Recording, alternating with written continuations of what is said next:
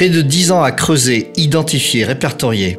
C'est le travail d'ampleur qui a été fait dans tout le vignoble beaujolais. L'objectif, cartographier les sols quasiment jusqu'à la parcelle. Et aujourd'hui, on sait que leur diversité est bien plus importante que ce que l'on pensait. Plus de 300 sols différents ont été dénombrés, formés à partir de 15 grands types de roches. En 2018, cette mosaïque exceptionnelle a reçu le label Géoparc mondial UNESCO et les vignes occupent 10% du géoparc beaujolais.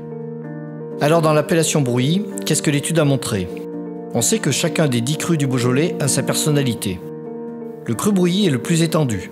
Géographiquement, il entoure le mont Brouilly et ses sols sont les plus variés.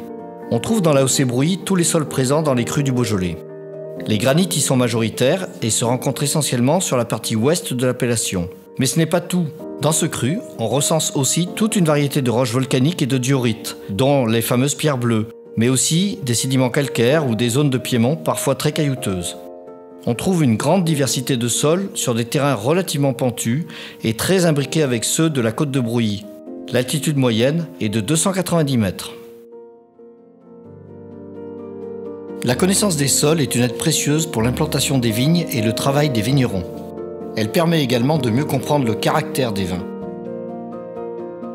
Dans le cru Brouilly, on produit des vins rouges d'une grande diversité, des vins qui reflètent la richesse des terroirs.